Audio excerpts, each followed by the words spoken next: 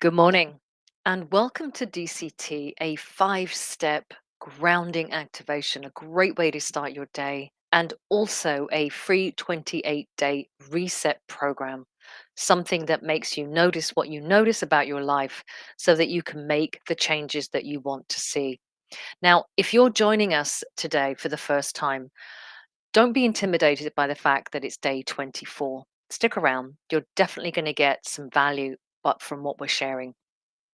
So, day 24 is all about parasitical habits. Now, this does kind of fit in with what we talked about yesterday, hungry ghosts, lazy loops. They're in the same category, but sometimes these can also create addictions.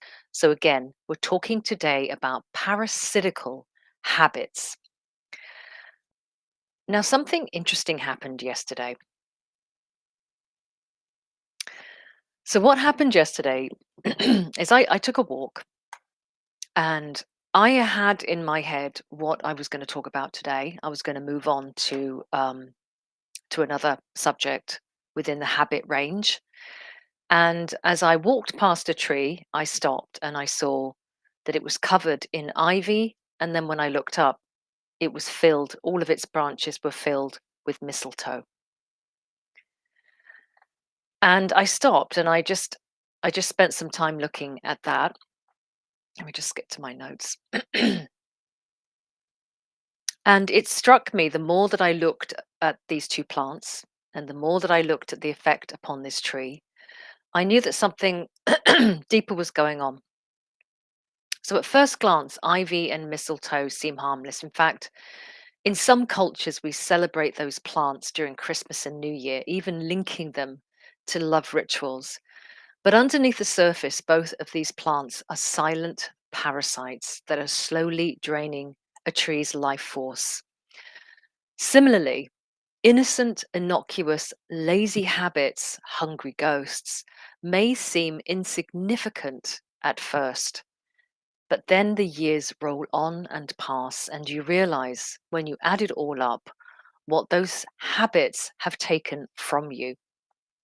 Now, here's some science behind how the ivy and the mistletoe weaken their host trees. Both ivy and mistletoe cause long term damage to trees, but in very different ways. Ivy is called the creeping suffocation.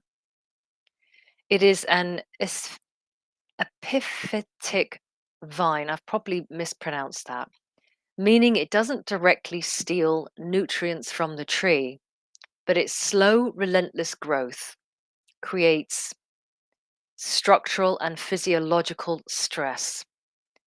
Ivy blocks sunlight. Its dense leaves cover the tree's canopy, reducing photosynthesis. So just think about that for a minute, the metaphor. It blocks out the light, starving the tree of energy. It increases moisture retention, trapping against the bark, encouraging fungal growth, decay, and disease. Strangles growth. As ivy thickens, it tightens around the tree's branches, restricting growth and cutting off nutrient flow. It weakens structural integrity. Trees covered in ivy are more likely to topple in storms. Think about the storms of life due to the added weight and stress. So that's ivy. What about mistletoe? Mistletoe is a parasite. It is a hemi-parasitic plant, meaning it feeds off the host tree's water and nutrients. It may look small, but the impact is severe. Mistletoe taps directly into the tree's xylem, drawing water and minerals away from the tree's leaves. Now remember, the tree's leaves are where it captures the sunlight and turns it into its growth juice. It stunts growth over time. Nutrient loss weakens the tree, causing slow growth, reduced leaves, and branch dieback. It creates weak points. Infested branches become brittle and more likely to break in storms. It spreads aggressively. Birds spread mistletoe seeds, leading to multiple infestations across a single tree.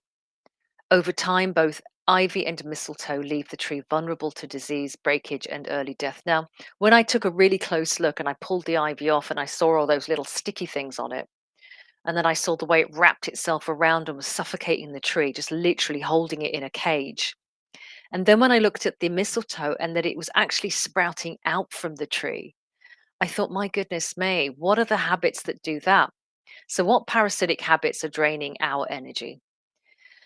Just like these plants, parasitic habits disguise themselves as harmless, but over time they weaken your focus, drain your energy, and they prevent growth. So, let's look at some ivy habits, the slow creepers.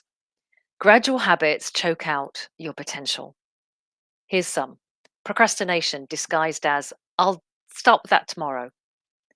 Number two, overcommitting to things that don't align with your goals.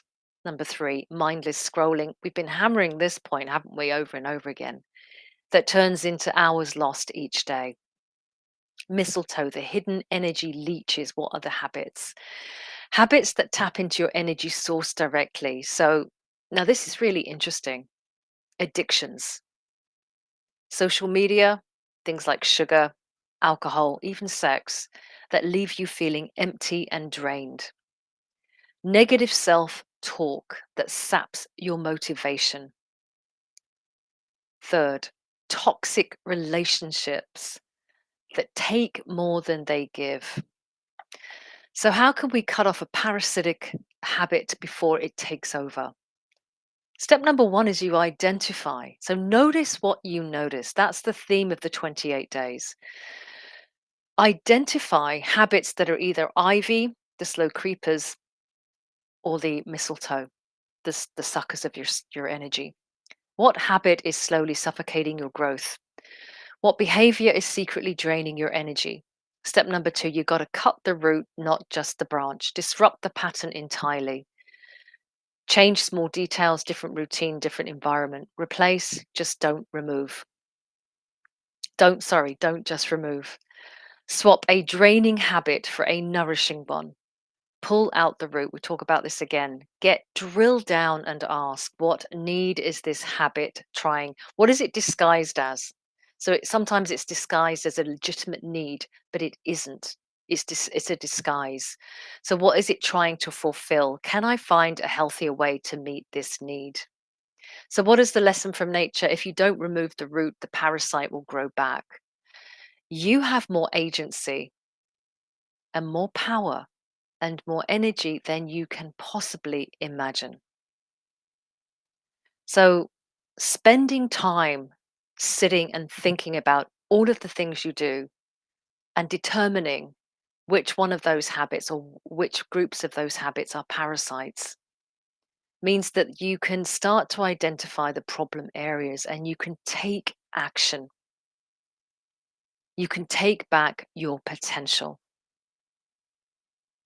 Because when you clear those things out, you don't just leave a space for great new things to take root. You're going to experience a lift of your mood and a boost of your energy. I mean, ask yourself how much of your exhaustion, how much of your brain fog comes from a parasitical habit. It's worth contemplating. So today, day 24, just think, what is the one parasitic habit that I've had enough of and I'm ready to go get that axe and chop it off and clear it out? You can do it. So we always end these conversations with a 5-step grounding activation. Now, I like to see this as a nutrient provision for your soul and your body. It's really easy to do, and it's a great way to start your day. 5 steps.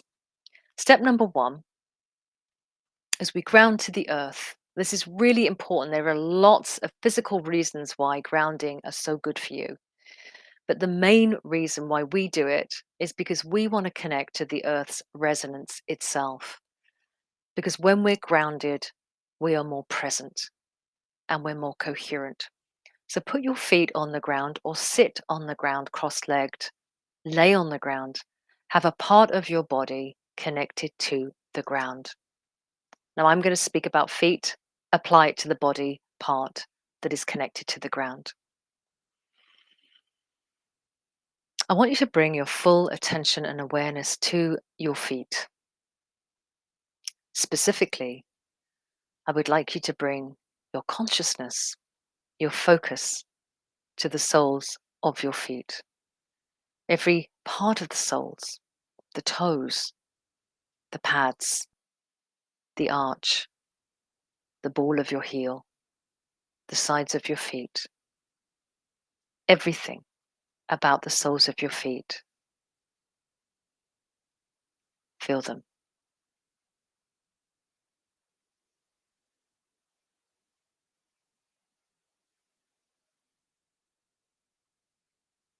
Now hold that thought, that feeling, that sensation. Hold it. What I'd like you to do next is bring your awareness to the ground beneath your feet. Bring your awareness to the ground beneath your feet. And notice the difference between the soles of your feet and the ground beneath your feet.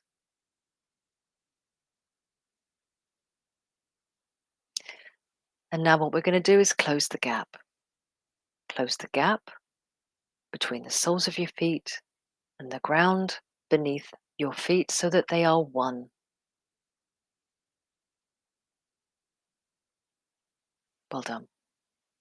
Now take your focus and attention, and I want you to imagine that you're dropping down through the ground. And as you drop down through the ground, you notice a massive root system like the roots of a great tree. But these are fine and delicate and they move in all directions, but they are all pointing down, ultimately, at the center. Now, these are as fine as silk, they're luminescent, and they're as delicate as the fascia in your body. And what I want you to do is I want you to become one with that root system.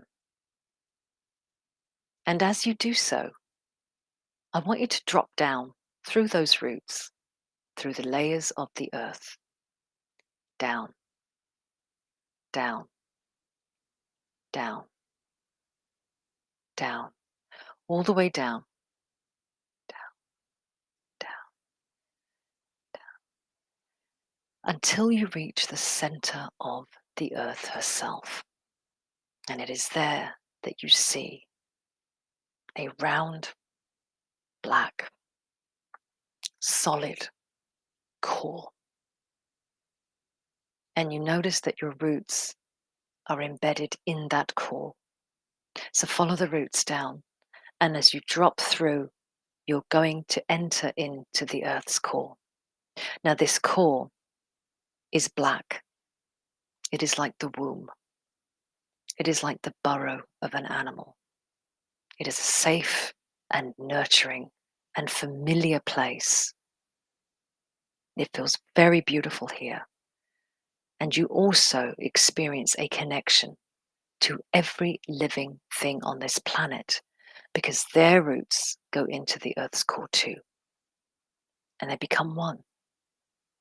So connect to that oneness. Connect to that solid groundedness. That feeling of security and nurturance.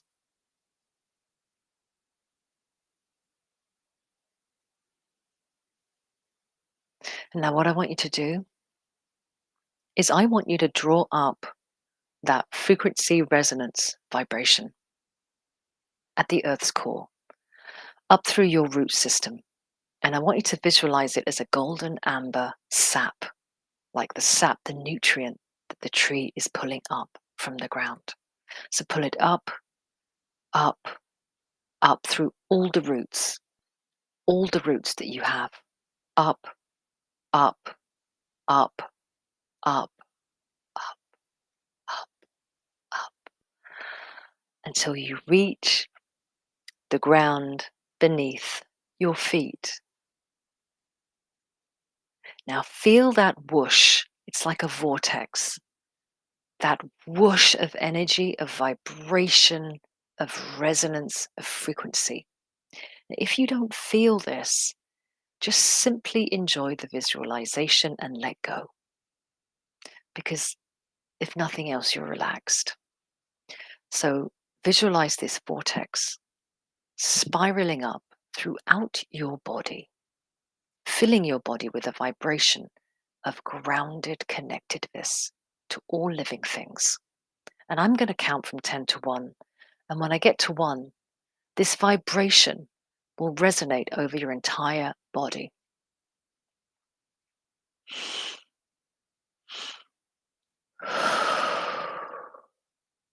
10, 9, 8, 7, just let go. 6, 5, 4, 3, 2, and 1. Step number 1, complete. We are grounded to the earth. Step number 2, we're going to activate our light body with prana life force. This is more than oxygenated breath box work. This is breathing deeply and visualizing a brilliant white light coming in from the cosmos, invigorating our body, rejuvenating it. And as we exhale, we can see a purgative action. Anything that doesn't belong in our body can leave during the exhale. Now, I like to take 5 really deep, gulpy breaths. Some of you may want to breathe through the nose and out through the mouth. I'm just going to breathe how it feels naturally to me. And I'm going to imagine a wave coming in of light. And I'm going to imagine a wave going out that is a little darker. 5 times, deep breaths.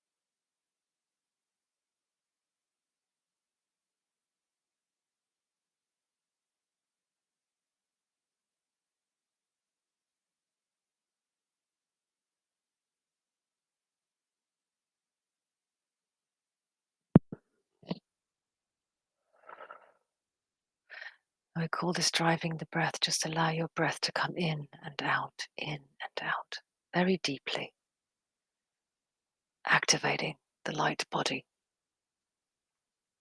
Step number 2, light body activated. Step number 3, we're going to prime our electromagnetic field.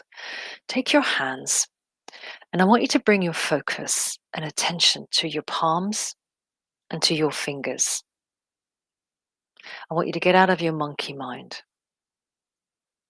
And I want you to visualize and connect to your electromagnetic field. It runs arm's length all the way around your body. This is not an empty space. It is intelligent. It is sentient. It is from here that you signal from, or your desires, your intentions. And it is from here that you receive information from the quantum field, and it's often mirrored back. So using your hands, feel your electromagnetic field now, noticing what you notice. Move how you see fit. This is just how I'm moving.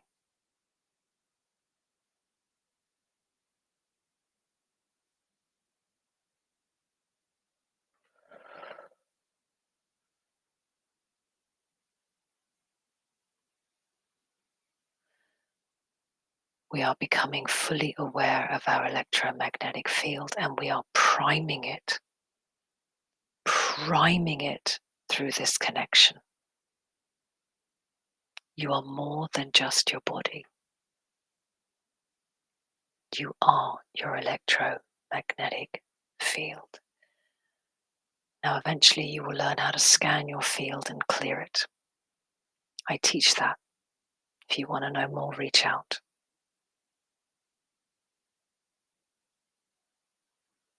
Those of you that know how to do it, really dig in. Really explore.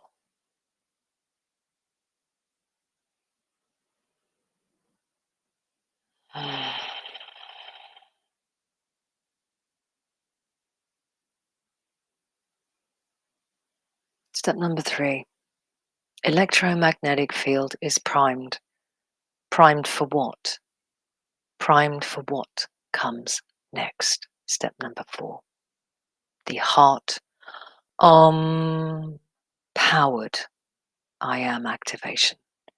Put your hands together and press them into the chest area, the heart itself. Really connect. And now gently open your hands as though you're opening a portal, which you are. Close your eyes. And now visualize a portal opening in your heart center. See yourself walking through that portal. And as you go through it, you find yourself in an unbelievable space, so magnificent, so familiar. And for each one of us, this space is different. So look around. Notice what you notice about this space. How does it feel? What does it look like? Well, there is one commonality. In this space is an incredibly beautiful golden light. And as you walk through to the center of this space, that light begins to form an orb. Small at first, but it begins to grow, getting brighter and bigger. But you're not afraid of the light. There's a magnetic pull towards it. There's a love that is ancient here and a sense of belonging. So walk towards that orb as it moves towards you. And as it grows bigger and you become one with it, there is an explosion and an implosion that releases and creates a huge rising sun. Golden, radiant, brilliant, rising out of the heart center. Now we call this in our community and practice the powered I am, that I am, that I am, that I am, that I am, that I, that I am. Feel that light growing brighter, casting its rays in all directions, filling your primed electromagnetic field, ready to receive it, receiving this light, receiving this power that is unlimited, that is you. You can see this as your higher power unfolding. You can see it as an unlimited, best version of yourself. It doesn't matter. Let that power run throughout your electromagnetic field, pulsing it, permeating it, filling it with an energy. That's you. That's how amazing you are. This is the realm of genius.